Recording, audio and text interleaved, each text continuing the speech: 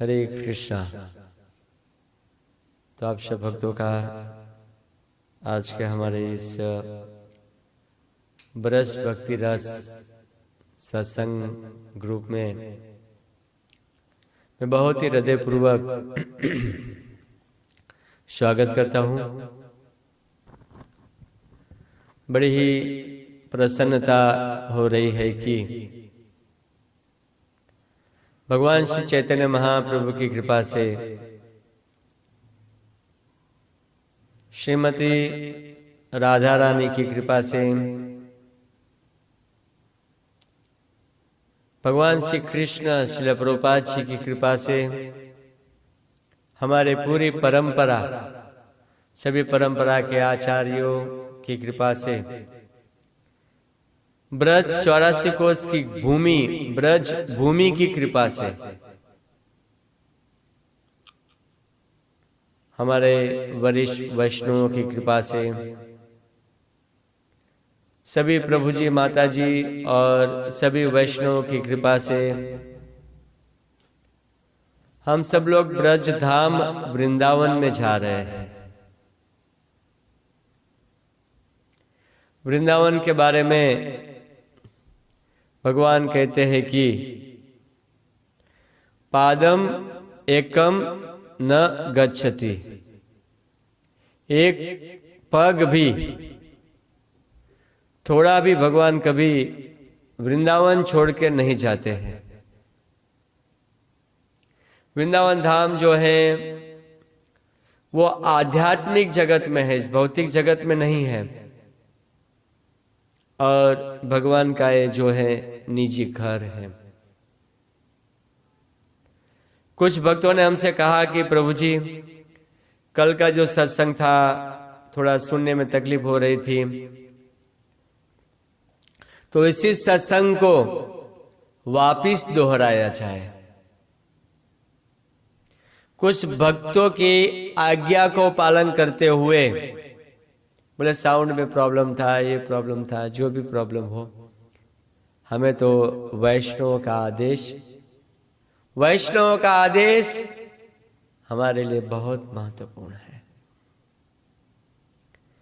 भक्ति में प्रगति करने के लिए बहुत महत्वपूर्ण सिद्धांत यह है कि भक्तों का बात को सुना जाए और कोई रहस्य नहीं है। तो कल का जो विषय जो था उसी को हम वापस दोहराना चाहते हैं और कुछ आज का विषय जो है उसको भी हम साथ में लेंगे। वृंदावन धाम ब्रजंती गच्छति इति ब्रज, ब्रज का स्वरूप के बारे में बहुत ही सुंदर वर्णन आते हैं कि ब्रजति ब्रज इति गच्छति गच्छ इति ब्रज। ब्रज इति मतलब ब्रज इसे कहते हैं, गच्छ इति जहां सब चलते रहते हैं, इति ब्रज, ब्रज इति गच्छ इति ब्रज, ब्रज इति गच्छ इति इति ब्रज।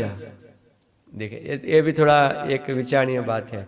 ब्रज इति मतलब ब्रज इसे कहते हैं, गच्छ इति जहां पर चलते हैं, इति ब्रज उसे ब्रज कहा जाता है।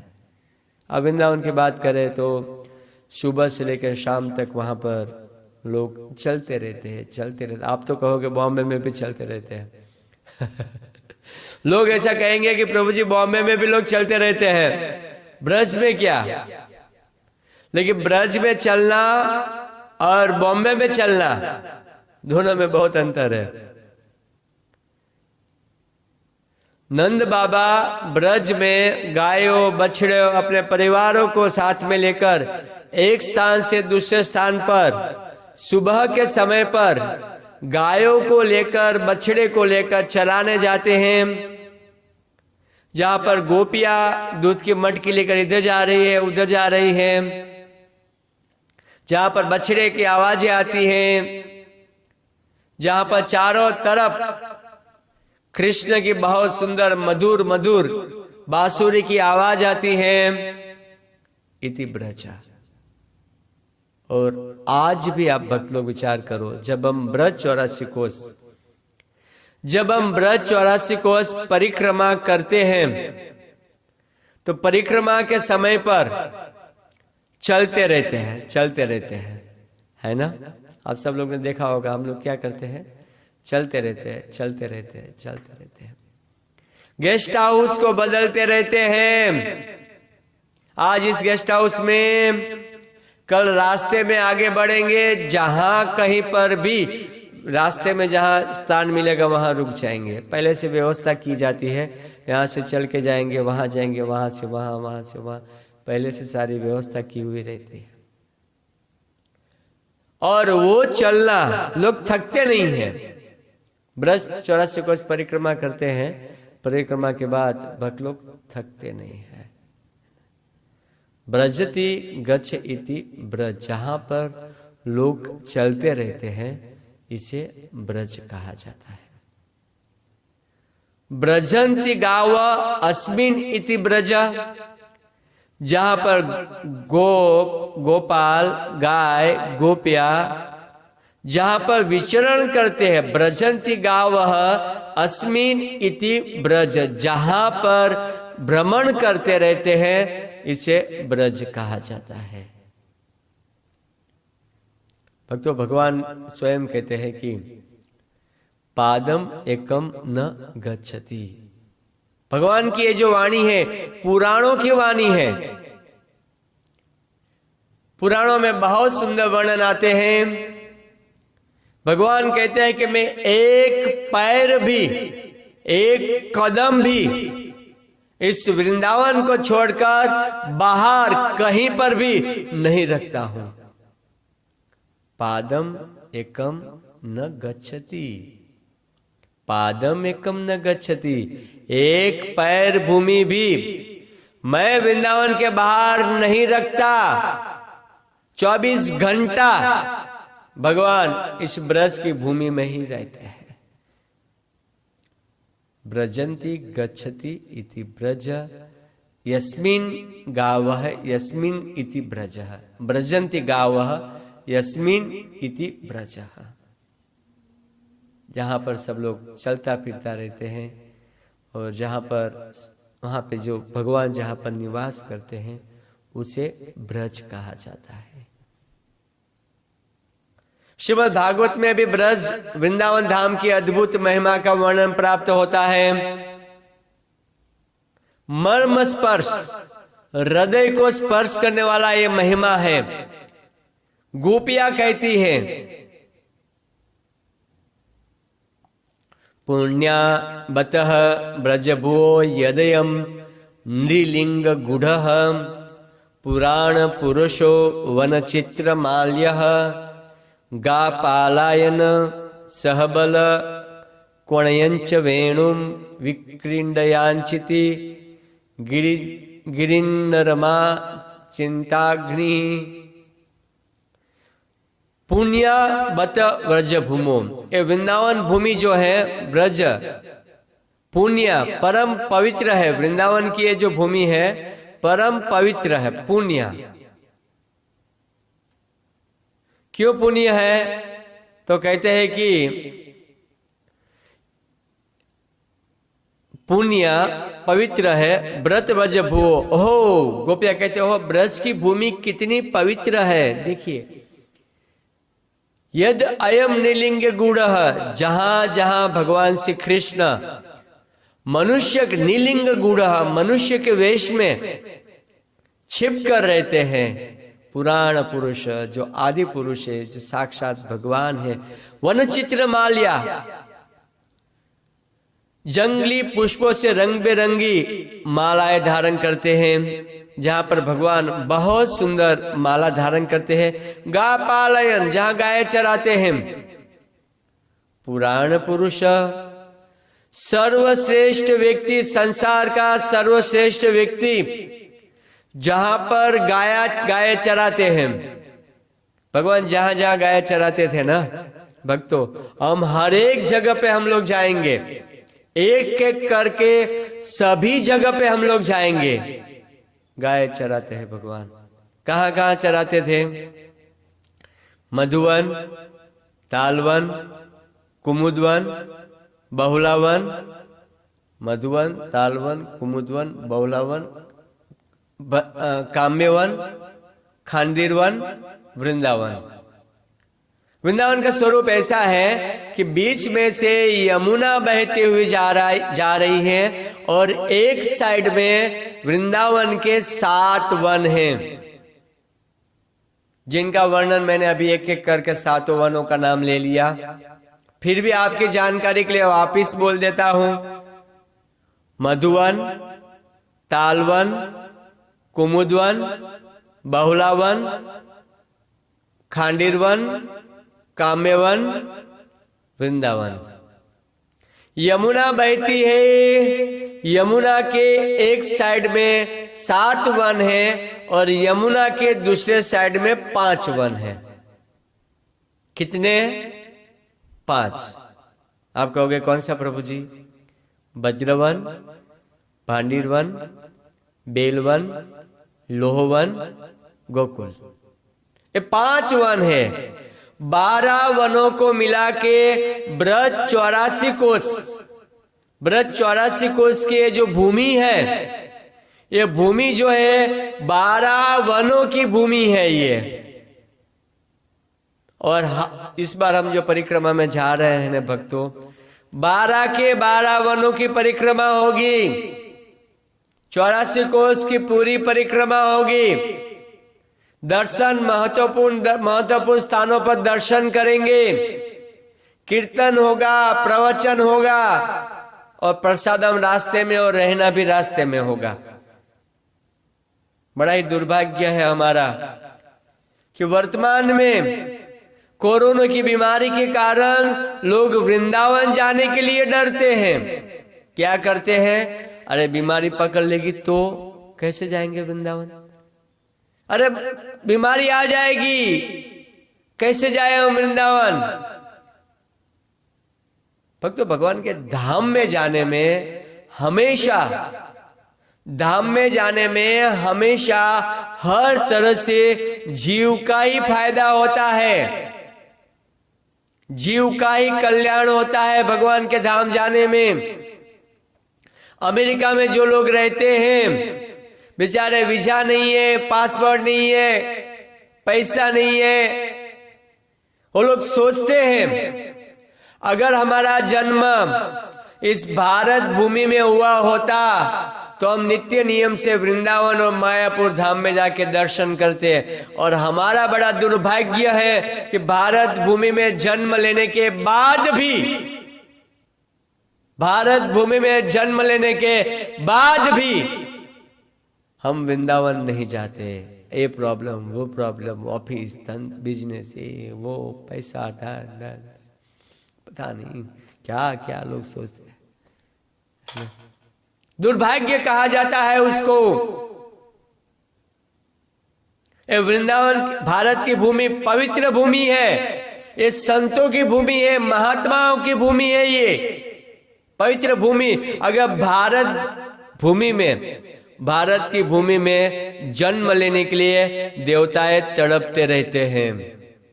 देवताएं चाहते हैं कि कब हमें भारत की भूमि में जन्म मिले। अगर हमारा जन्म भारत की भूमि में होगा, अगर हमारा जन्म भारत की भूमि में होगा तो हम अपने आप को धन्य मानेंगे। देवताएं ऐसे सोचते हैं। और हमारा क्या दुर्भाग्य है, भारत भूमि में जन्म लिया, हो गया। देखिए यहाँ पे गंगा, यमुना, 4 धाम, वृंदावन, मायापुर, जगन्नाथपुरी, इधर द्वारिका, इधर वृंदावन, चारों तरफ ये पवित्र स्थान है भारत की भूमि की। अगर यहाँ पे कोई जन्म लेता है तो जन्म लेने वाले व्यक्ति निश्चित रूप से भगवान की प्राप्ति करता है और निश्चित रूप से भगवान की भक्ति करने का उनको अवसर प्राप्त होता है। भूमि का प्रभाव है, किसका? भूमि का। भूमि इतनी पवित्र है और भूमि का प्रभाव से व्यक्ति भगवान के धाम जाता है।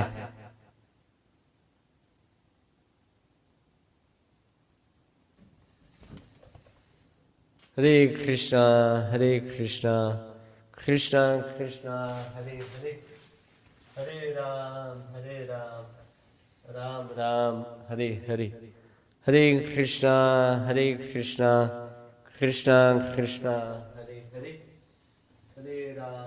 हरे राम राम राम। ये भूमि का प्रभाव है और भूमि के प्रभाव से व्यक्ति भगवान के धाम की प्राप्ति करता है। हाँ भक्तों, देवता चाहते हैं कि भारत में हमारा जन्म नहीं मिला, बड़ा दुर्भाग्य है, और हम भारत में जन्म लिया। आज भी वृंदावन, मायापुर, जगन्नाथपुरी, द्वारिका हम लोग नहीं चाहते, यहाँ पैसे कमाने में लगे रहते हैं। गा पालयन सह बल क्वणयन, वहां पर वृंदावन के 12 वनों में भगवान अपनी मधुर मधुर बांसुरी बजाते हैं, गाय चराते हैं भगवान। लेकिन अकेले नहीं, बलराम जी के साथ भगवान जाते हैं और बलराम जी के साथ भगवान जाके गाय चराते हैं।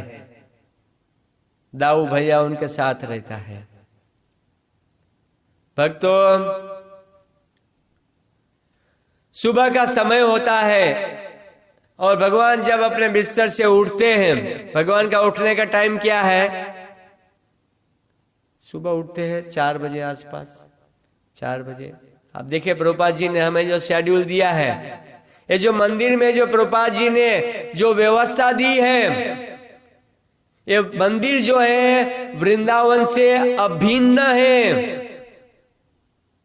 वहां पे भगवान वृंदावन में जो टाइम पे उठते हैं, यही टाइम पे यहाँ पर पुजारी सुबह में 3:30 पौने 4 बजे घंटी बजा के ठाकुर जी को उठाते हैं। श्री प्रभुपाद जी ने हमें वृंदावन धाम दिया है। जब पुजारी घंटी बजाता है, भगवान 4:30 बजे जैसे उठते हैं। आपने देखा होगा इस्कॉन में जब मंगल आरती होती है तो नाइट ड्रेस में ठाकुर जी का दर्शन किया जाता है। फिर बाद में भगवान को अच्छे से स्नान इत्यादि करा के वापिस वस्त्र पहनाते हैं पुजारी, और मंगल आरती के बाद वस्त्र पहनाते हैं, और 7:15 बजे वापिस ठाकुर जी का दर्शन होता है।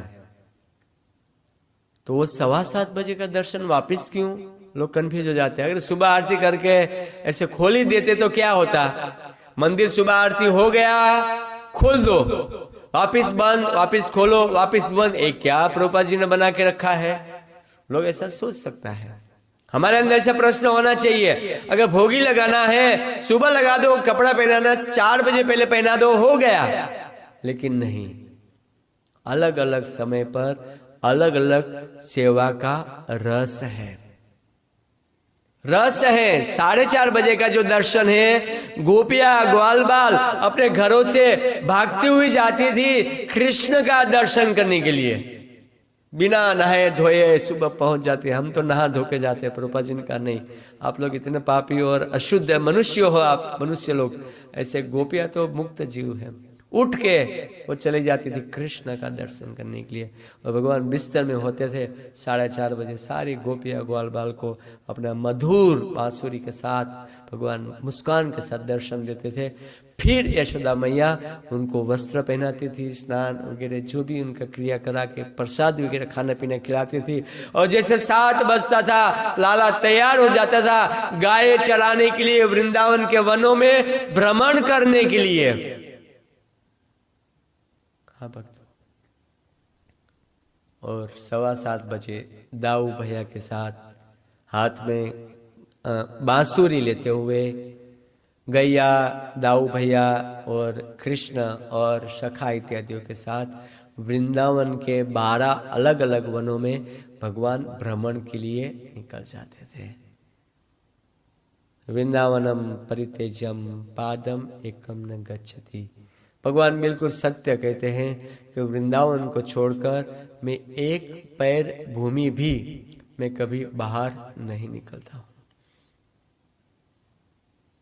भगवान श्री चैतन्य महाप्रभु आए तो चैतन्य महाप्रभु ने विश्राम घाट में आए और ब्रज चौरस जिस परिक्रमा के रूट पे हम लोग चल रहे हैं, हम चैतन्य महाप्रभु को फॉलो करते हैं, हमारे गोस्वामियों को फॉलो करते हैं, हमारा जो रूट जो है वही होगा।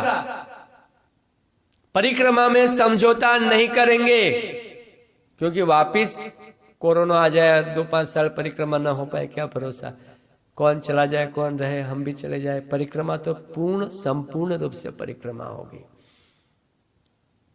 और जब भगवान 7:15 बजे गाय चराने के लिए निकल जाते हैं दाऊ जी के साथ, उसी समय पर श्रीमती राधा रानी का तोता, एक तोता है श्रीमती राधा रानी के पास, वो तोता सुबह में जैसे 7 बजे 7:15 बजे घर से निकलने से पहले दाऊ जी से भगवान कृष्ण चर्चा करते हैं, और तोता आके वहां सुनता है। तोता भगवान दाऊ जी से कहते हैं कि दाऊ कहां जाना है आज, आज कहां जाएंगे? अंधेरी रेलवे स्टेशन जाएंगे, कलमोली रेलवे स्टेशन जाएंगे, खारगर रेलवे स्टेशन, कहाँ हमारा मधुवन जाएंगे, तालवन जाएंगे, कुमुदवन जाएंगे, कहाँ जाएंगे? ये 12 वनों में से आज हमारा भ्रमण कहाँ पर है? दाऊ जी बड़े मुस्कुराते हुए कहते थे कि कान्हा आज तो हम जाएंगे मधुवन, मधुवन जहां मधु, कृष्ण प्रेम रूपी मधु बहता है, वो मधुवन में आज हम जाएंगे। और जब बलराम कहते हो भला कान्हा कहाँ मना कर सकते हैं, दोनों तैयार हो जाते थे। तोता उड़ता उड़ता श्रीमती राधा रानी के पास जाता था, सखियों के पास, ललिता विशाखा और वृंदा देवी का तोता, ये तोता जो था वृंदा देवी का तोता। और वृंदा देवी को मालूम पड़ जाता था, वृंदा देवी पूरी व्यवस्था अपनी टीम के साथ वहां पर, सारी गोपियों के साथ वहां पर सारी व्यवस्था कर देती थी, और गोपियां उसी रूट से दही मक्खन बेचने के लिए चल जाती थी, उसी रास्ते पे, और वहीं पे जाके पहुंच जाती थी। बॉम्बे में हमें किसी को मिलना होता है, कहते हैं ना अंधेरी रेलवे स्टेशन के नीचे मिलेंगे, प्लेटफॉर्म के नीचे, इंडिकेटर के नीचे, यहाँ पर इतना बजे, वैसे ही ब्रजधाम में ऐसा होता है। और गोपियों को मालूम पड़ जाता था, तो मधुराति मधुर लीलाएं, जहां माधुर्य जो रस बरस रहो बरसानो, जहां माधुर्य प्रेम की बारिश होती है वही बरसाना है, बरसाना, बरस रहो बरसाना। भक्तों अधिक कथा तो हम जब स्थान पे जाएंगे ना, उस स्थान पे मधुरा अति मधुर कथा होगी, जिस स्थान पे हमें जाना है। लेकिन ये वृंदावन जो है भगवान को बहुत ही प्रिय है, ब्रज भगवान को प्रिय है, ब्रज वासी भगवान को प्रिय है। ब्रज और ब्रज वासी, ब्रज और ब्रजवासी दोनों भगवान को प्रिय है। कभी भी वृंदावन में जाओ, मैं मना करता हूं अकेले नहीं जाना है, परिवार के साथ नहीं जाना है। परिवार के साथ जाओगे आप मंगला में सोओगे 4 बजे, गारंटी देता हूं मैं। अगर आप परिवार के साथ जाओ तो यात्रा के साथ जाओ, अकेले नहीं। जब पत्नी बच्चे गए तो वहां लड़ाई ही होगी, वहां भोग करेंगे, खाएंगे, सोएंगे, वहां पे रिक्शा वालों से लड़ाइयां करेंगे। ये सब चीजें करने के लिए वृंदावन धाम नहीं है। ये कोई पिकनिक थोड़ा है कि हम परिवार के साथ चल पड़े। शर्म नहीं आती क्या आप लोगों को? भगवान का घर है, भगवान का धाम है। बिना साधु पुरुष, बिना वैष्णव से कैसे जा सकते हैं आप वृंदावन धाम में? याद कीजिए भगवान श्री चैतन्य महाप्रभु ने क्या बताया। वैष्णवों को मना करते थे, अगर आपको जाना है रूप रघुनाथ का आश्रय ग्रहण करो, रूप गोस्वामी रघुनाथ का आश्रय ग्रहण करो। अगर मान लो कोई गृहस्थ भक्त या ब्रह्मचारी अगर जाना भी चाहता है तो इस्कॉन मंदिर का आश्रय ग्रहण करो। इस्कॉन मंदिर के पास में रहो, इस्कॉन मंदिर में रहो या पास में रहो, और मंदिर में जो प्रोग्राम जो होता है, जो शेड्यूल होता है, उसी शेड्यूल के अनुसार वृंदावन का भी दर्शन करो, तभी भजन होगा। भजनीय स्थान है। अरे किचन अलग होता है, बेडरूम अलग होता है, ये वृंदावन जो है भजनीय स्थान है, भगवान का निजी घर है ये वृंदावन। भगवान बहुत ही सुंदर कहते हैं। एक समय की बात है कि भगवान ने सारे तीर्थों को बुलाया, सारे तीर्थों को बुला के भगवान ने प्रयागराज, आप जानते हैं प्रयाग में 3 नदियों का संगम, प्रयागराज से कहा कि प्रयागराज ये जितने भी तीर्थ हैं सभी तीर्थों का आप राजा हो। प्रयागराज तो बड़े खुश हो गए, अरे वाह प्रभु आपने मुझे राजा बना दिया, बहुत खुश हो गए। प्रयागराज खुश हो गए और सारे तीर्थों की मीटिंगें की, सभी तीर्थों को नाना प्रकार की सेवाएं दी गई, लेकिन वृंदावन मीटिंग में नहीं आया। वापिस मीटिंग हुई, वृंदावन नहीं आया। 1 साल हुआ, 2 साल हुआ, वृंदावन प्रयागराज को नहीं झुकता है।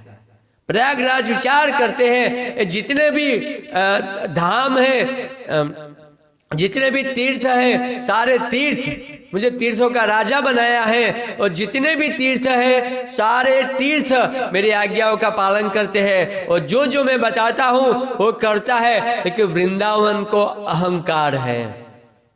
प्रयागराज को, क्योंकि एक चीज होती है जब राजा होता है ना उसको कभी छेड़ना नहीं होता है, उनको झुकना होता है।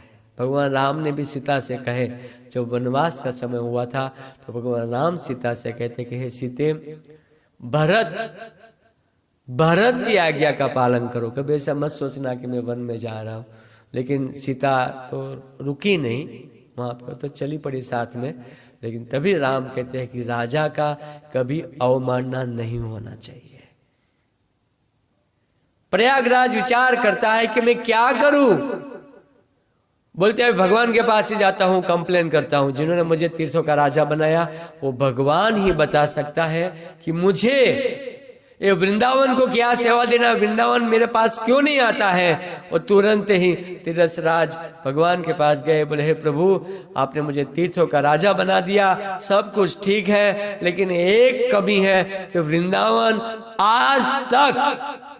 आज तक वृंदावन मेरे पास कभी भी नहीं आया, मेरी मीटिंग में नहीं आया, मेरी कभी सुनी ही नहीं बात, उन्होंने मेरे सामने नहीं आया, मुझसे भागता है।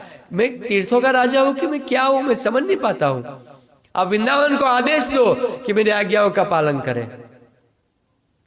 भगवान बड़े मुस्कुराते हैं, हल्के से मुस्कुराते हैं और प्रयागराज को देखते हैं, बोले ओ प्रयागराज पागल हो गए हो क्या, शर्म नहीं आती क्या, कैसी बातें करते हो।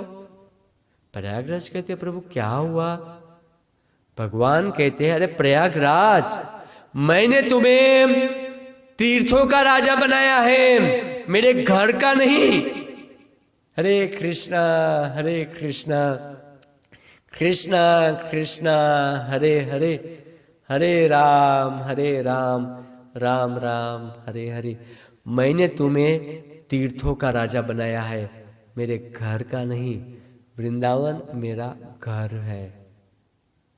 हाँ भक्तों, भगवान बहुत ही प्यार करते हैं वृंदावन धाम को। हमने कल ही बताया था, लेकिन हम आज वापस बताते हैं कि 1 रात्रि रुकते हैं हमारा सारा पाप चला जाता है, 2 रात्रि रुकते हैं तो हमें कृष्ण प्रेम प्राप्त हो जाता है। ये वृंदावन धाम की महिमा का प्रभाव है। और भगवान बहुत केवल वृंदावन धाम ही नहीं, धाम वासियों से भी भगवान प्यार करते हैं।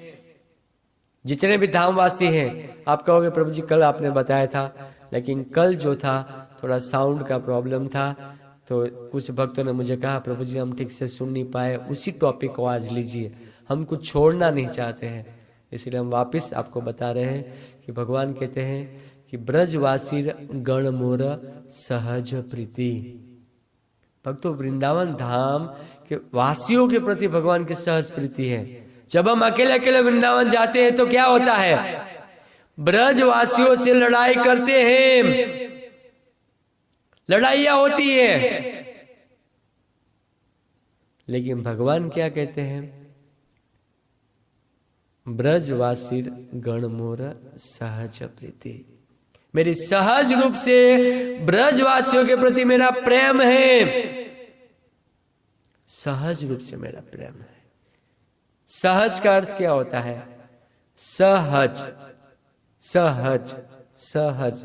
ब्रजवासी गण मोर सहज प्रीति, सहज मतलब स्वाभाविक, स्वाभाविक भगवान प्यार करते हैं। जैसे आप लोग या कोई गृहस्थ अपने बच्चों के प्रति, माता पिता अपने बच्चों के प्रति स्वाभाविक प्रेम करते हैं। तो मैं जानता हूँ वृंदावन में माता पिता अपने बच्चों से कितना प्यार करते हैं। मुझे बड़ा अनुभव हो चुका है, बहुत सुंदर अनुभव हो चुका है। मैं इस्कॉन गौशाला में जब भक्ति शास्त्री पढ़ रहा था वृंदावन में, तो मैं चल के मैं इस्कॉन मंदिर आ रहा था, गौशाला में रुका था, तो वहाँ से मंदिर आ रहा था मैं। तो जब मैं मंदिर जा रहा था तो रास्ते में बहुत बच्चे बैठे थे, बहुत बच्चे बैठे थे, बंदर बंदर के बच्चे। और मुझे जाना था मंदिर, छोटा सा गली मार के, शायद आप गौशाला से इस्कॉन मंदिर गए होंगे, तो छोटी सी पतली गली है, बहुत सारे बंदर रास्ते में बैठे हुए थे। हाथ में डंडा लूंगा तो भी प्रॉब्लम, कोई बंदर कुछ करे। तो मैं सोचा थोड़ा चला जाऊं, लेकिन एक बच्चा भी था पहले आगे, तो मैं बच्चा को भगाने के लिए थोड़ा झुका पत्थर लेने के लिए। बच्चा बिल्कुल छोटा था, बिल्कुल छोटा बच्चा था। तो बच्चा तो करके ऐसा चिल्लाने लग गया, और जैसे उस चिल्लाया वो 4-5 बंदर मेरे ऊपर टूट पड़े। बाप रे, मैं ऐसा भागा ऐसा भागा, मैं वो रास्ता छोड़ के चले चिल्लाने लग गया। मैं चिल्ला चिल्ला के भागा, दौड़ के हुए भागा। मैं सोचा अगर बंदर को छेड़ो, लेकिन बंदर के बच्चे को कभी मत छेड़ो, है ना। मेरा प्रत्यक्ष अनुभव है ये। हमारा भाव नहीं था, हमारा भाव था रास्ते से हटा दो, लेकिन जैसे बच्चा चिल्लाया तो उसको माँ को लगा कि मेरे बच्चे को कुछ किया होगा, मैंने उसको मारा होगा पत्थर या छेड़ा होगा। लेकिन बंदर ने हमें नहीं छोड़ा, पूरा मेरे कपड़े ये वो 4-5 बंदर टूट पड़े, बड़े बड़े बंदर। बाप रे, मुझे जीवन भर मुझे याद है, आज भी बच्चे को देखता हूँ तो प्रणाम करता हूँ बंदर का बच्चे को पहले प्रणाम, बंदर को डंडा दिखाओ लेकिन बच्चे को मत दिखाओ ऐसा। तो माँ बाप अपने बच्चों से कितना प्यार करते हैं, ये प्रत्यक्ष अनुभूति। सहज, क्या इस बंदर को सिखाया क्या इस बंदर को सिखाया क्या कि अपने बच्चों से कैसे प्यार करना है? नहीं, भक्तों, इतना ही प्यार भगवान ब्रजवासियों के प्रति करते हैं। ब्रजवासी के प्रति भगवान इतना प्यार करते हैं, लेकिन हम नहीं समझ पाते इस बात को, हम इस बात को नहीं समझ पाते। हमारा बड़ा दुर्भाग्य है, बड़ा ही दुर्भाग्य है हमारा। हाँ भक्तों, कभी भी ब्रजवासियों को सामान्य मत समझो,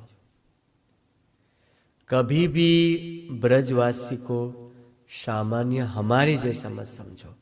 कभी भी पंडित के साथ लड़ाई मत करो, कभी भी पंडों को आप सोचेंगे अरे पैसा मांगता है, मांगने दो ना, उनका हक है। अरे भक्तों, आप वृंदावन गए हो, धाम में गए हो, अरे आप जेब से नोट नहीं निकाल पाते हो तो भगवान उनको प्रेरणा देते हैं कि मांग उससे, मांग उससे। ये निकालेगा नहीं बिना मांगे, जेब को बंद ही रखेगा, उसको मांगो उसको। और बार बार मांग रहे तो मांगने दो ना, भगवान तो उससे प्यार करते हैं ना। आप देखिए, आपको वृंदावन धाम जाना होता है तो कितनी तैयारियां करनी पड़ती है ना तैयारियां। ट्रेन टिकट, पैसा, छुट्टी, कोरोना का डर, नाना प्रकार की तैयारियां करनी पड़ती है ना। आपको कितनी तैयारियां करनी पड़ती है, लेकिन अगर श्रीमती राधा रानी की इच्छा न हो, क्या आप वृंदावन में जा सकते हो क्या? अगर मैं आपके घर पे आऊं, मैं आप लोग के घर पे आऊं, गेट पे माता जी खोले, कोई नहीं घर पे, जाओ प्रभु जी, कोई घर पे नहीं है, हम क्या कहेंगे? अरे ठीक है चले जाते हैं। अगर गेट से ही बच्चा, माँ या पिता कोई भी रोक देगा या वॉचमैन रोक देगा, किसकी हिम्मत है भारत की भूमि में इसके घर के अंदर घुसने की? तो वृंदावन में अगर हम कितनी भी तैयारियां करो, अगर राधा रानी की इच्छा नहीं है, ब्रजवासियों की इच्छा नहीं है, आपकी टिकटें बनाई होगी, आपने पैसा जमा किया होगा, लेकिन जब तक वहां से घंटी नहीं बजेगी फोन की, तब तक आपको वृंदावन की भूमि में आप प्रवेश नहीं कर सकते हैं। अगर भूमि में प्रवेश करना होता है तो इतने सारे नियम हैं, भूमि में प्रवेश करने के लिए इतने सारे नियम है, इतनी कृपा चाहिए, और इसी भूमि में जीवन पर्यंत रहना है। आप सोचिए जरा, हमारे घर के अंदर हमारे साथ कौन रहता है? मेहमान आएगा तो बहुत अच्छा लगता है, गाड़ी लेंगे, लेने जाएंगे, छोड़ने जाएंगे, खिलाएंगे, बढ़िया। लेकिन मेहमान घर से बाहर जाने का नाम ही नहीं लेंगे तो क्या करोगे आप उनको छोड़ दोगे, भाई आप घर चले जाओ कल परसों। कितना दिन रखोगे अपने घर पे? किन व्यक्ति को अपने घर पे रखोगे? आप विचार करो। आपके घर के अंदर या तो आपके पास, आपके नजदीक में कौन होगा जिससे आप प्यार करते हो? आपके बच्चे, आपकी पत्नी, हमारे बच्चे, पत्नी, और जो भी जिससे प्यार करते हो वैसी कोई आपके चार दीवार के अंदर, उसी के साथ ही आप रहोगे। भगवान ब्रजवासियों के साथ 24 घंटा रहते हैं। ब्रजवासियों के साथ भगवान 24 घंटा नित्य लीला आज भी भगवान की चलती है। आप जरा विचार कीजिए, ये ब्रजवासी कितने आदरणीय हैं, कितने पूजनीय हैं, जरा आप विचार कीजिए। भक्त ब्रजवासी दो प्रकार के होते हैं। एक ब्रजवासी है जो जन्मजात ब्रजवासी है, और दूसरे ब्रजवासी है बाद में आके ब्रजवास किया। जैसे हमारे जैसे बॉम्बे वासी, और वहां जाके अपना निवास स्थान लिया और वृंदावन में जाके ठहर गए। दो प्रकार के ब्रजवासी हैं, दोनों भगवान को प्रिय है, दोनों भगवान को प्रिय है। भक्त वृंदावन धाम जो है 84 कोस की परिक्रमा, वृंदावन धाम अगर हम जाते हैं, रुकते हैं, दर्शन करते हैं तो भी कृपा तो मिलती है, लेकिन ब्रज 84 कोस की एक विशेष में विशेष महत्व है। अगर कोई ब्रज 84 कोस परिक्रमा करता है ना, अगर कोई ब्रज 84 कोस परिक्रमा करता है ना, 84 कोस, 84 योनि, 84 कोस, 84 योनि। ब्रह्मांडे भ्रमिते कौन भाग्यवान जीव, गुरु कृष्ण प्रसादे पाए भक्ति लता बीज। इस ब्रह्मांड में कौन भाग्यशाली जीव होता है जो गुरु और कृष्ण की कृपा से भक्ति को प्राप्त करते हैं। कभी स्वर्ग उड़ाए, कभी नरक डुबाए, जलजा नवलक्षाणी स्थावर लक्ष विशंति, कृमयो रुद्र संख्या का पक्षी नाम 10 लक्षणाम, 30 लक्षाणी पशु, चतुर्लक्षाणी मानुष। 84 लाख योनि में जीव भ्रमण कर रहे हैं, बड़े कष्ट में फंसा हुआ है। दुर्भाग्य है जीव का, कभी स्वर्ग में तो कभी नरक में तो कभी पशु पक्षी, कुत्ता, बिल्ली, जलजा, जल में रहने वाले 9 लाख प्रकार के जीव, जलजा नवलक्षाणी, भटक रहा है। ब्रह्मांडे भ्रमिते, भटक रहा है, 84 लाख योनि में भटक रहा है। लेकिन किसी वैष्णव की कृपा से अगर वो जीव ब्रज 84 कोस की परिक्रमा कर लेता है, अगर ब्रज 84 कोस की परिक्रमा कर लेता है, 84 योनियों में भ्रमण उसका उसी जन्म के बाद खत्म हो जाता है। गौरांग महाप्रभु की जय, गौरांग महाप्रभु की जय। देखिए कितना अद्भुत बातें हैं। हमें कोरोना से डरना नहीं है, डर गए सो मर गए, है ना। ब्रज 84 कोस में फंस गए, 84 योनि में फंस गए, हिम्मत रखो। और जो करनी लिखी होती है वो समय आता है तो आता ही है। मैं आपको नहीं कहता हूँ कि आप आओ, है ना, आओ आओ जबरदस्ती आओ आप, नहीं नहीं नहीं, आप अपनी इच्छा से आओ। हम जा रहे हैं, हम जा रहे हैं, और आपको समय है तो आप लोग आओ। हम आपसे एक कहते हैं, बाकी अगर हमारा समय आता है तो घर पे भी आ जाएगा, हॉस्पिटल में भी आ जाएगा और वृंदावन में भी आ जाएगा। जहाँ जिसका लिखा होगा वहीं पर आएगा। बिल्कुल सत्य वस्तु है। इसलिए भगवान के ऊपर निर्भर रहो। अपने स्वास्थ्य का भी ख्याल रखना, मैं नहीं कहता हूँ, लेकिन बहुत सारा कुछ नियम भी है हमारा। अभी इस प्रोग्राम के बाद, प्रवचन के बाद हम बताते हैं। अरुण प्रभु भी आपको कुछ बताएंगे कि पद्म संभव प्रभु भी बताएंगे कि क्या क्या लाना है, क्या क्या नहीं। पूरा ग्रुप में आपको सब चीज़ें बताएंगे।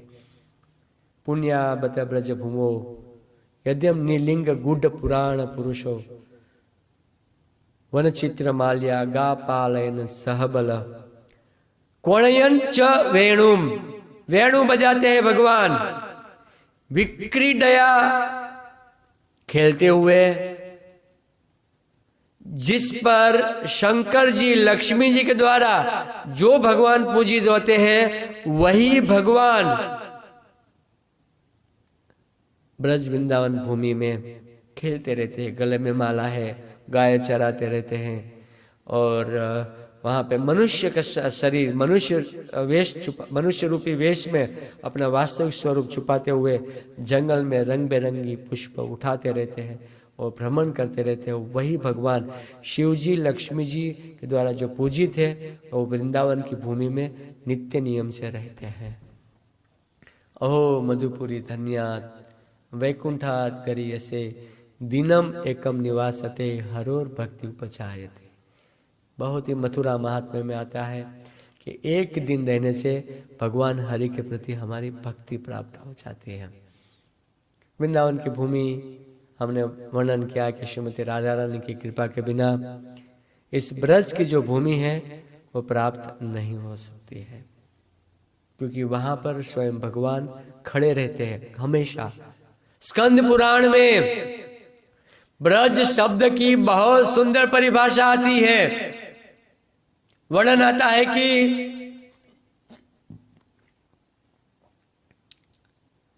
गुणातीत परम ब्रह्म व्यापकम ब्रज युच्यते सदानंदम परम ज्योति मुक्तानाम पद व्ययम। सत्व रज तम, इन तीनों गुणों से परे अतीत पर ब्रह्म विश्व के कण कण में सर्वत्र व्याप्त वो भगवान श्री कृष्ण सच्चिदानंद स्वरूप परम ज्योतिमय अविनाशी जीवन मुक्त अविनाशी जो भगवान जो हैं वो इसी ब्रज वृंदावन धाम में हमेशा निवास करते हैं। स्कंद पुराण कहता है। देखिए चैतन्य चरितामृत क्या कहता है। चैतन्य चरितामृत में वर्णन आता है कि सर्वोपरि श्री गोकुल ब्रज लोक धाम गोलोक श्वेत दीप वृंदावन नाम। गोकुल, ब्रज और गोलोक और वृंदावन तीनों सब एक ही है। श्वेत द्वीप वृंदावन नाम, उसी को वृंदावन कहा जाता है। ब्रज 84 कोष में सारी भूमि आ जाती है। और रूप गोस्वामी पाद ने भी बहुत ही सुंदर वर्णन किया है, आप सोच नहीं पाओगे। आप विचार करो, हमारे आचार्य रूप गोस्वामी पाद रूप मंजरी जो गोलोक वृंदावन से प्रकट हुए हैं, उनके मुखारविंद से हम सुनते हैं कि ब्रज के बारे में श्री रूप गोस्वामी पाद क्या बताते हैं। अद्भुत बातें भक्तों, मेरे चिंतन से परे हो गए उनके बात को सुनकर। मैं बड़े आश्चर्य में हो गया रूप गोस्वामी पाद की बात को सुनकर। रूप गोस्वामी पाद कहते हैं अत्तु गोलक नाम स्यात् च गोकुल वैभवम। यत्तु गोलोक नाम स्यात् च गोकुल वैभवम तदात्मय वैभवम च तस्य तन्म हिमोन्नते। बहुत सुंदर कहते हैं रूप गोस्वामी पाद कहते हैं दो वृंदावन है। कौन सा? दो। एक है भूमंडल में और दूसरा है आकाश मार्ग में। दो है, एक है ऊपर एक है नीचे। तो रूप गोस्वामी पाद कहते हैं दोनों वृंदावनों में कौन सा वृंदावन श्रेष्ठ है? कौन सा श्रेष्ठ है? मुझे अगर कोई पूछे तो मैं बताऊंगा वो वाला, वो श्रेष्ठ है। कौन सा? वो वृंदावन श्रेष्ठ है। मुझे कोई पूछे तो मैं वही बताऊंगा। अरे ये यहाँ पे तो ऐसे हमारे बॉम्बे की दीवार है, वैसी दीवार है। अरे वहीं पर भी लोग गरीब है, यहाँ पर भी गरीब अमीर सब, वहाँ पर भी सब वही है। वहाँ पे भी लड़ाई, वहाँ पे भी बीमार पड़ते हॉस्पिटल है, वहाँ बिल्डिंग खड़ी होगी, यहाँ पे भी बिल्डिंग है। बॉम्बे में और वृंदावन में कोई अंतर नहीं है। अगर इस भूमंडल का वृंदावन की बात करें तो यूपी में है। और ये वृंदावन और गोलोक वृंदावन, दोनों में जो गोलोक वृंदावन है वो श्रेष्ठ है। मैं ऐसा कहूंगा। लेकिन रूप गोस्वामी पद क्या कहते हैं? वो कहते हैं कि यत्तु गोलोक नाम स्यात् च गोकुल वैभवम। रूप गोस्वामी पद कहते हैं ये जो गोलोक है ना, वो गोकुल का वैभव है। बड़ा विचार करो भक्तों, वैभव, वैभव किसे कहा जाता है?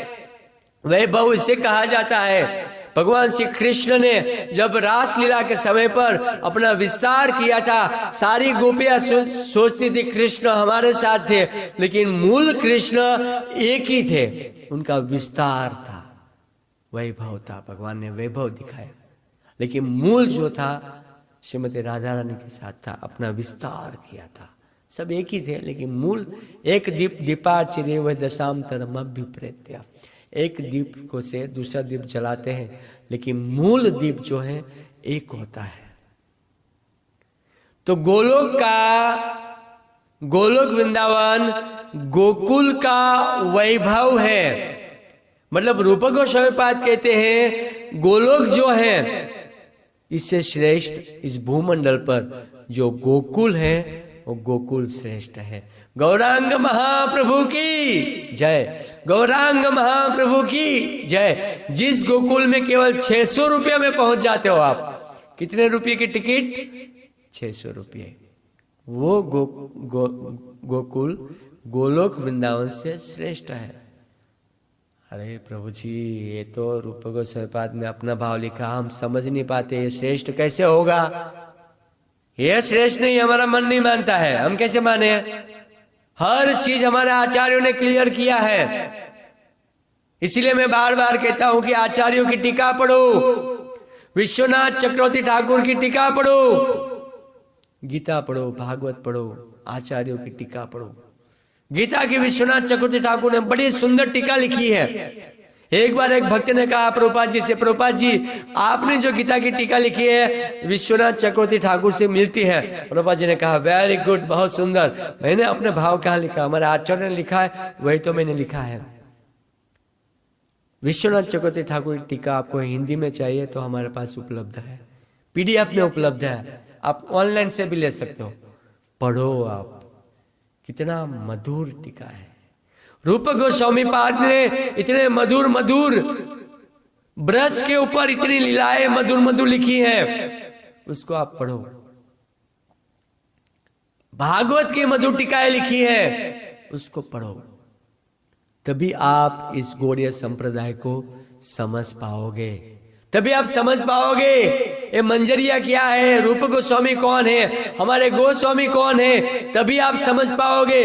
जब तक आप वैदिक शास्त्र को ठीक ठीक प्रकार से पढ़ेंगे नहीं, जब तक आप आचार्यों की टीका को, श्री प्रभुपाद जी के लिखे हुए सारे शास्त्र को नहीं पढ़ेंगे, तब तक गंभीरता से आप इस मूवमेंट को नहीं समझ पाओगे, गंभीरता से नहीं लोगे भक्तों। कम से कम प्रभुपाद जी ने सार दे दिया है हमारे आचार्यों की टीका का। सारी प्रभुपाद जी के बुक्स पढ़ लो, आपको रस मिल जाएगा। जूस, गन्ने का गन्ना था, उसको जूस निकाल के प्रभुपाद जी ने दे दिया। कम से कम इतना करो, प्रभुपाद जी ने लिखा हुआ टीका को सूचीबद्ध पढ़ो, नियमित रूप से पढ़ो। क्योंकि आचार्यों की टीका पढ़ने के लिए समय नहीं, कोई बात नहीं, श्री प्रभुपाद जी ने लिखा हुआ टीका को आप पढ़ो। बस मैं आपसे रिक्वेस्ट करता हूँ, खाओ और सो और माला करो, वो कोई अच्छे लक्षण नहीं है। पढ़ो पढ़ो। रूप गोस्वामी पाद क्या कहते हैं? यत्तु गोलोक नामस्यात् च गोकुल वैभवम्। यत्तु गोलक नामस्याच्च गोकुल वैभवम, यत्तु गोलोक नामस्याच्च गोकुल वैभवम। एक जो गोकुल जो है, गोकुल का गोलोक वैभव है, मतलब गोकुल श्रेष्ठ है। आप लोगों को प्रभु जी को समझाओ कैसे श्रेष्ठ है, मैं आपको बताता हूं। एक गोकुल क्यों श्रेष्ठ है। गोलोक वृंदावन में भगवान कभी भी कोई भी असुर को नहीं मारते। वहां असुर राक्षस कहाँ होगा, आप बताइए, है ना। गोलोक वृंदावन में राक्षस कहाँ होगा, वहां कोई राक्षस नहीं है। गोलोक वृंदावन में वहां कोई राक्षस नहीं है। भगवान वहां राक्षस को कैसे मारेंगे। लेकिन भारत की भूमि में जो ब्रजवासी कोश की भूमि है, जो पवित्र भूमि है, भगवान का धाम है, वहां भगवान राक्षसों को मारते हैं। इससे एक लीला बढ़ गई ना। दूसरी लीला कौन सी बढ़ी, भगवान जन्म की लीला गोलोक में नहीं करते, कहां करते, गोकुल में करते। जन्म की लीला भगवान गोकुल में करते, गोलोक में नहीं। वहां जन्म लीला कहां से होगी, प्रकट होगा, वहां तो पूरे माधुर्य से भरा हुआ है। लेकिन यहाँ पर बाल्य लीला, माधुर्य लीला, जन्म लीला, सारी लीला, असुरों का वध लीला, सभी रस से भरे हुए भगवान श्री कृष्ण इसे वृंदावन में गले में माला धारण करके नर रूप में नित्य लीला, नैमित्तिक लीला, और आज भी 24 घंटा भगवान की लीलाएं चलती है। इसीलिए इसलिए रूप गोस्वामी पाद कहते हैं गोलोक से गोकुल श्रेष्ठ है। गौरांग महाप्रभु की जय। हरे कृष्णा कृष्णा कृष्णा हरे हरे, हरे राम राम राम हरे हरे।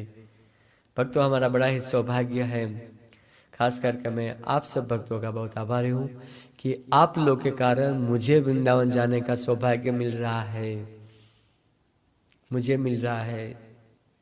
मैं हिज ग्रेस पद्म संभव प्रभु, अरुण प्रभु, हिज ग्रेस अरुण प्रभु, हिज ग्रेस क्रांति प्रभु, है ना, सभी भक्तों का, और भी जो यात्रा में आ रहे हैं सभी भक्तों का बहुत ही मैं आभारी हूँ कि जिन्होंने इस ब्रज धाम की बहुत सुंदर सेवा से व्यवस्था की है।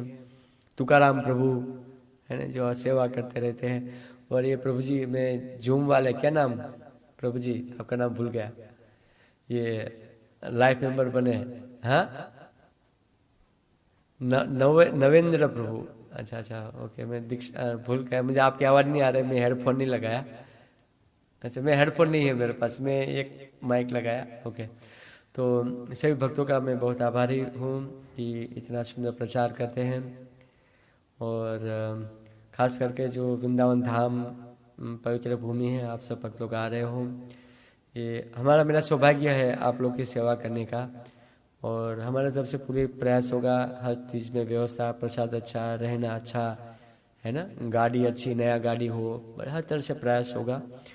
और मूल तो ये कोई पिकनिक तो है नहीं, भगवान का धाम है। जब हम तपस्या में जाते हैं, यात्राओं में जाते हैं, तो नाना प्रकार का संघर्ष करना होता है।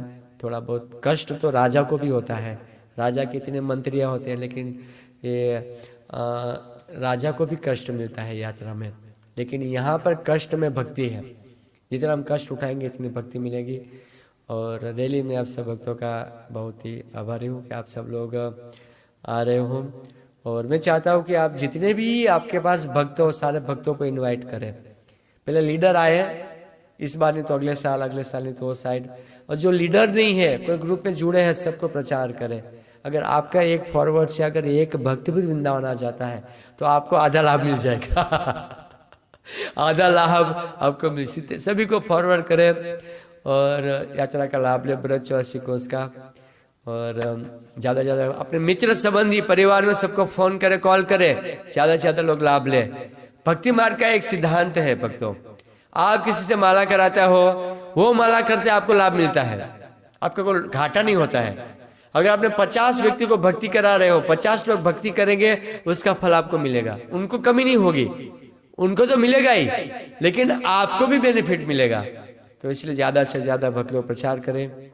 और रियली धन्यवाद इसके पद्म संभव प्रभु, रियली धन्यवाद अरुण प्रभु, क्रांति प्रभु, और रियली धन्यवाद हमारे मंदिर के अध्यक्ष इसके सूरदास प्रभु, इसके सीतामोहन प्रभु, जो हमें इस परिस्थिति में जाने की अनुमति देते हैं। अगर ब्रह्मचारी को छुट्टी नहीं देते तो अभी क्या यात्रा होता। तो बहुत बहुत धन्यवाद। और कल जो है मैं चाहता हूँ कथा जो है कम से कम 1.5 घंटा चले।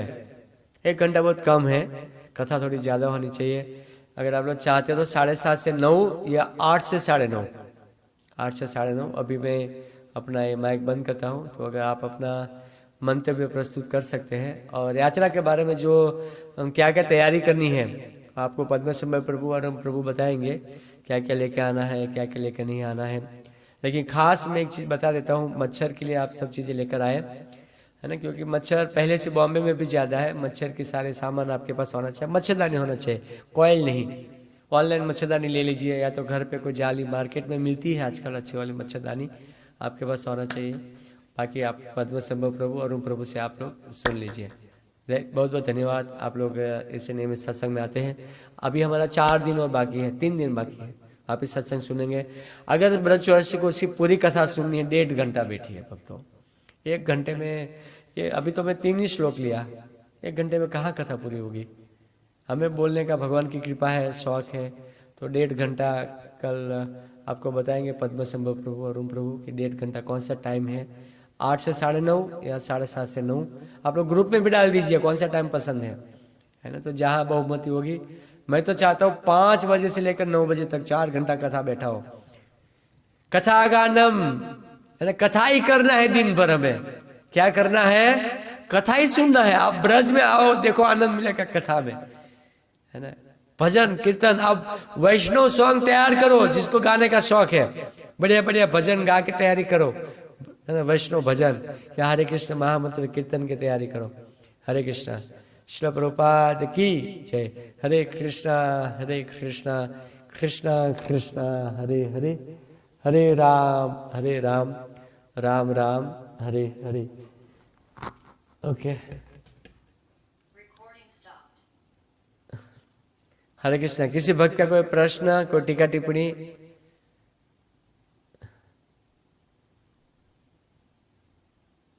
किसी भक्त का कोई प्रश्न, कोई टीका टिप्पणी?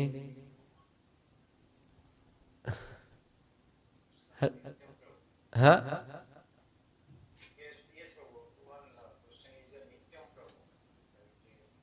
अच्छा अच्छा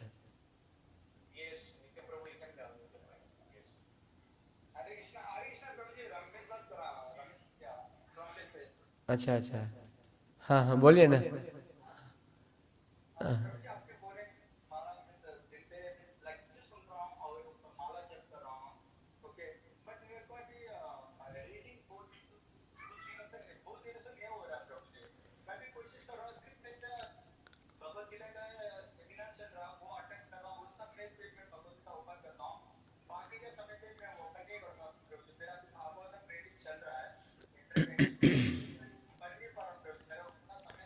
नहीं, मैं आपसे रिक्वेस्ट कर रहा हूं, आपका अच्छा प्रश्न है। रोज 1 श्लोक पढ़ो, तात्पर्य पढ़ो। रोज 1 श्लोक और तात्पर्य पढ़ो। कितना? 3 मिनट लगेगा। कितने? मैं आपको नहीं कहता हूं 1-1 घंटा पढ़ो।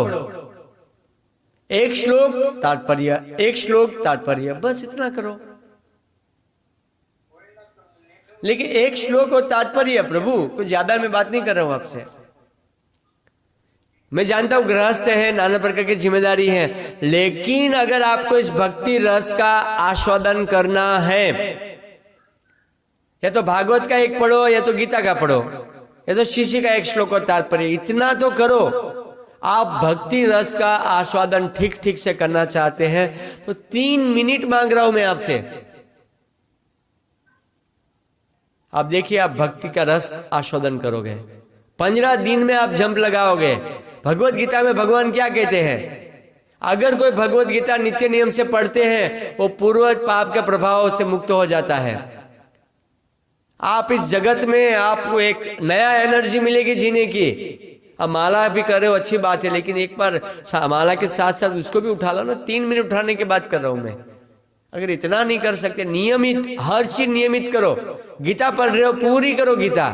भागवत कर रहे हैं, पूरी करो। शिष्य कर रहे तो पूरी करो। आज चूहे की तरह ये खाया, कल ये खाया, वो खाया, मधुर तो लगेगा, आप कुछ भी भक्ति शास्त्र पढ़ रहे हो, फायदा तो होगा, ऐसा तो नहीं है, लेकिन अगर आप एक के बाद पढ़ोगे, वो शास्त्र की आपके ऊपर कृपा शक्ति आएगी, आप अद्भुत शक्ति प्राप्त करोगे, पूर्ण रूप से लाभ ले पाओगे। समझ में आया नहीं आया मैं नहीं पूछ रहा हूं, 3 मिनट मांग रहा हूं मैं आपसे।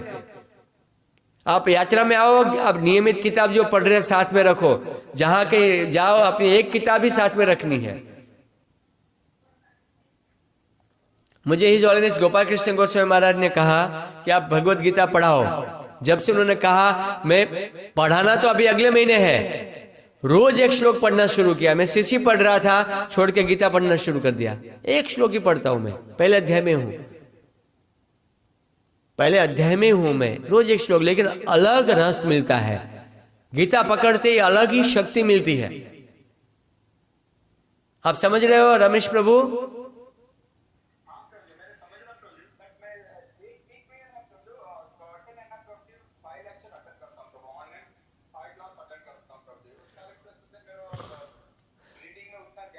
लेकिन एक श्लोक बोल रहा हूं मैं आपसे, थोड़ा सा कथा थोड़ा कम कर दो।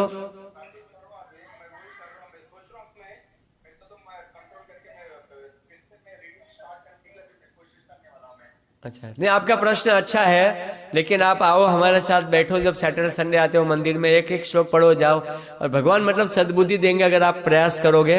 लेकिन मैं आप सभी वैष्णव से रिक्वेस्ट करता हूं कि आपको 1-1 घंटा 2-2 घंटा नहीं, एक चीज करो उसको पूरा करो। आप देखिए आपका एक लगेगा, अरे मैं अंधकार से बाहर आ गया, भक्ति में आनंद में तो था ही, लेकिन और प्रगति होगी आपकी।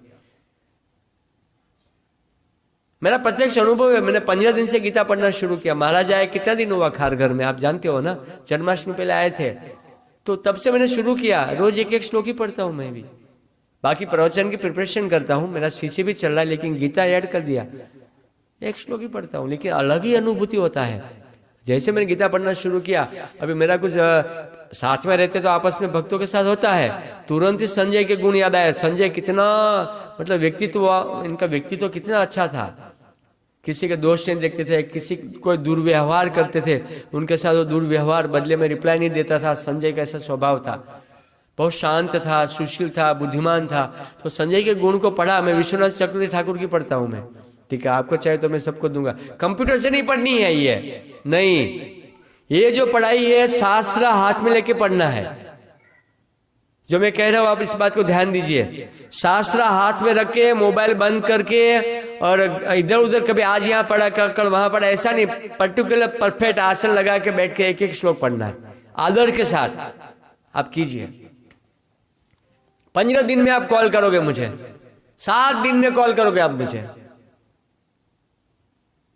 5 दिन में आप मुझे कॉल करोगे, अरे प्रभु जी आपने क्या दे दिया। और 15 दिन 20 दिन महीने में तो ऐसा जंप लगा के चलोगे, आप समझ नहीं पाओगे आप भक्ति में कहाँ हो। कथा भी सुननी है, लेकिन गीता भागवत हाथ में लेके पढ़ना है, कंप्यूटर से नहीं, ये कंप्यूटर से नहीं पढ़ना है। आप कंप्यूटर से भी फायदा है, लेकिन ये चीज ग्रंथ हाथ में लेना है, प्लस अच्छे से बैठ के पढ़ना है, तुरंत सत्व गुण प्राप्त करोगे। मेरा अनुभव मैं आपको बता रहा हूं प्रभु। और किसी भक्त का कोई प्रश्न?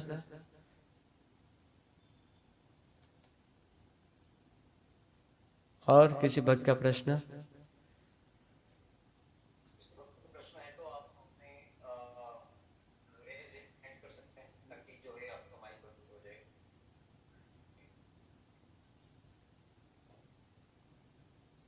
पद्म शंभर प्रभु है एक प्रोग्राम में, हमारे यात्रा के मैनेजर अरुण प्रभु, क्रांति प्रभु। हाँ हाँ, हरे कृष्णा, हाँ बोलिए ना। हाँ हाँ,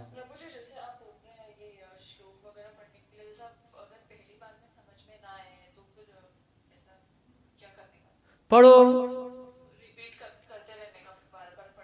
हाँ नहीं, आप एक ये प्रिपरेशन है, आप नियमित पढ़ने की बात कर रहे हैं, गीता भागवत की बात है कि आप ऐसे अपने जीवन मतलब और क्या प्रचार के लिए कि क्या चीज क्या? देखो पढ़ाई अलग अलग, मैंने अभी बताया उसके ऊपर बात कर रहे हैं कि आप जनरल बात कर रहे हैं आप।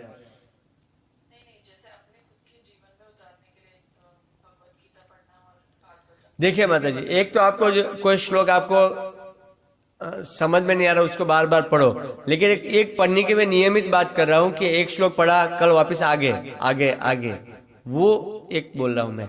दूसरा है आपको जो समझ में नहीं आया उसको, लेकिन जो समझ में नहीं आया, बहुत सारा श्लोक समझ में नहीं आया होगा, तो आज आपने 50वां श्लोक पढ़ा, कल आपने 15वां श्लोक पढ़ा, कल आपने 3रा श्लोक पढ़ा, आप समझ गए ना। चौथा श्लोक 5वां अध्याय पढ़ा। नहीं, एक तो कंटिन्यूएशन रखो आप नियमित, कि आप रोज एक श्लोक या 2 या 5 श्लोक, जो भी आपका नियम है ऐसा पढ़ो। एक तो कंटिन्यूएशन रखो, आगे बढ़ते जाओ। और दूसरा जो है, आप जो जो समझ में नहीं आता है, सीसी पढ़ो, भागवत पढ़ो, गीता पढ़ो, तो चालू रखो आप, कभी इधर कभी ये वो। लेकिन एक तो नियम रखो कि जो कंटिन्यू, आज 5 श्लोक पे छोड़ा, वापिस 4 में आने की जरूरत नहीं, आगे ही बढ़ना है।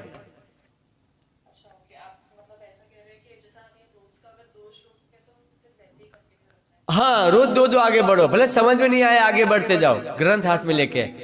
और दूसरा चीज है कि जो समझ में नहीं आता है वो बीच बीच में पढ़ो, लेकिन ये तो आपका नियमित है। और बाकी जो जो समझ में नहीं आता है, गीता भागवत, उसको बार बार वो तो पढ़ते रहो, वो भी आपको करना है।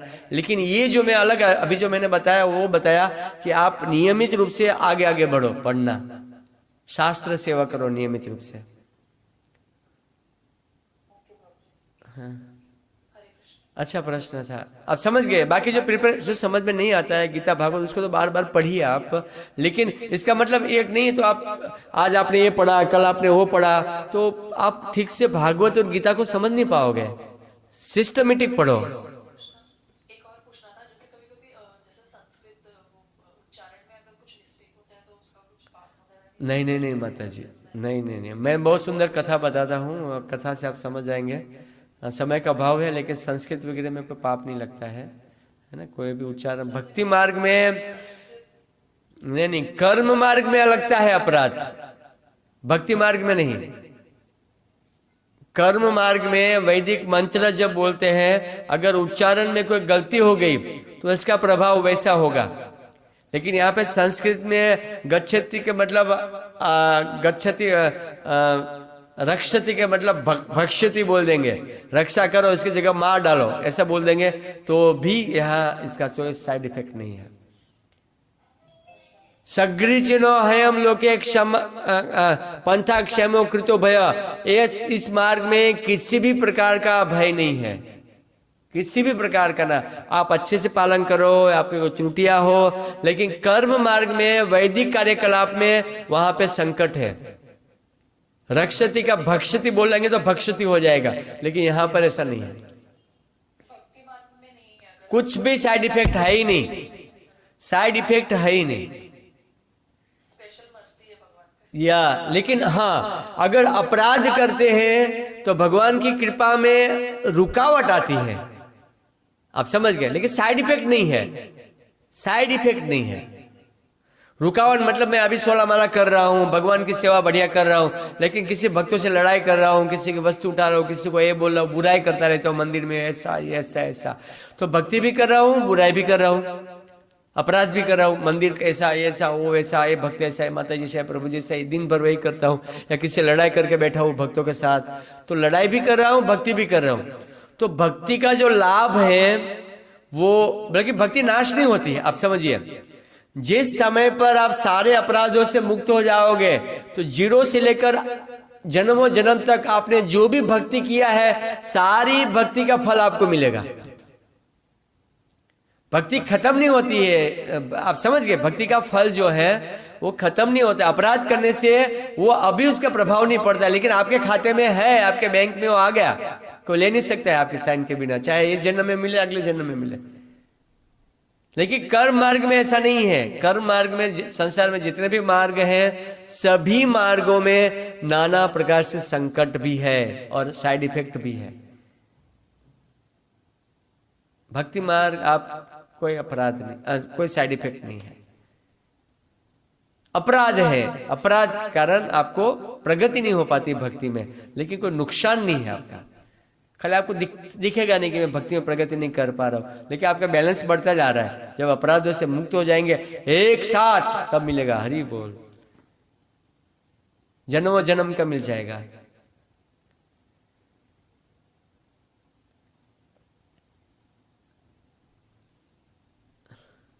और कोई प्रश्न किसी भक्त का?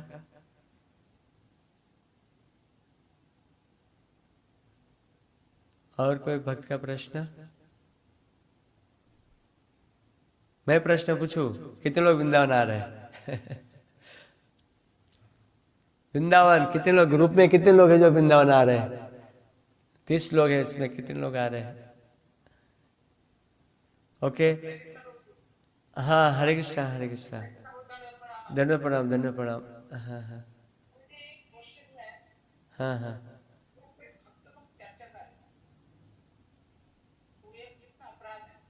हाँ, भक्तों के साथ क्या है?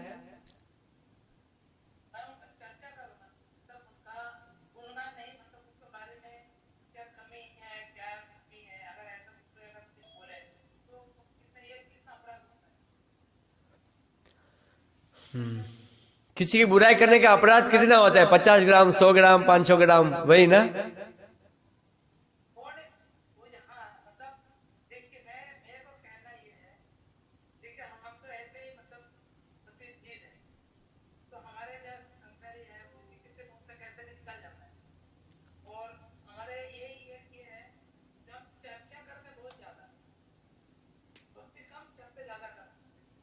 अच्छा अच्छा,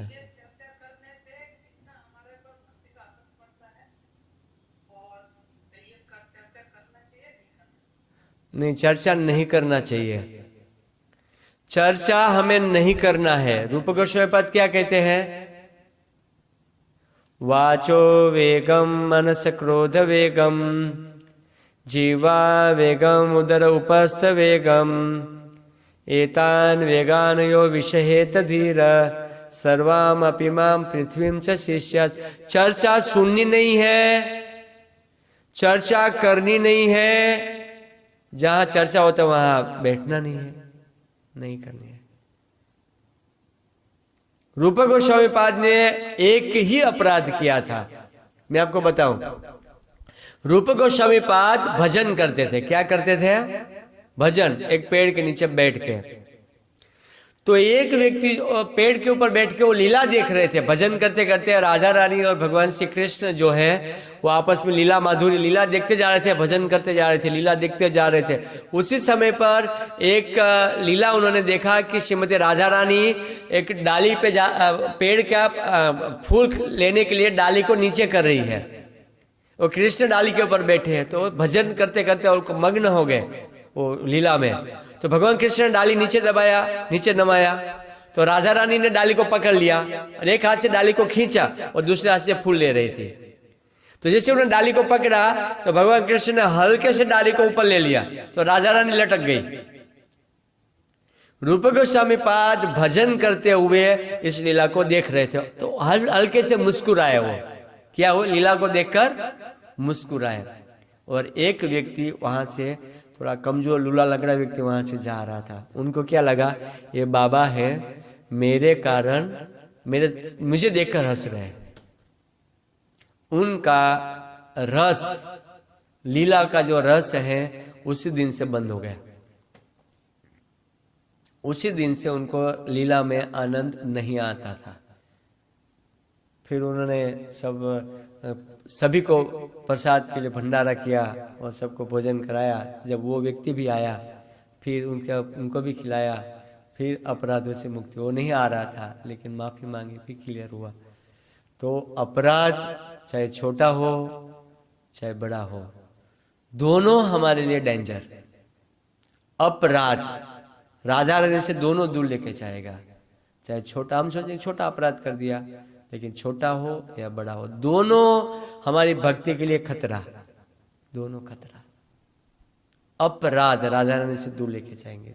छोटा अपराध का छोटी टैबलेट बहुत पावरफुल है, कम मत समझो, कम मत समझो, बहुत। और हमारा भगवान के धाम जाने के लिए हमारा और भगवान के बीच में और कुछ भी नहीं है, केवल अपराध ही है, और कुछ भी नहीं है, कुछ भी नहीं है, केवल अपराध ही है। अगर इससे बच गए तो फट करके चले गए प्रभुपाद जी की कृपा से। बस अपराध से बचना, बाकी हर चीज प्रभुपाद जी ने दे दिया, हर चीज दीक्षा शिक्षा ही सब कुछ कर बैठे।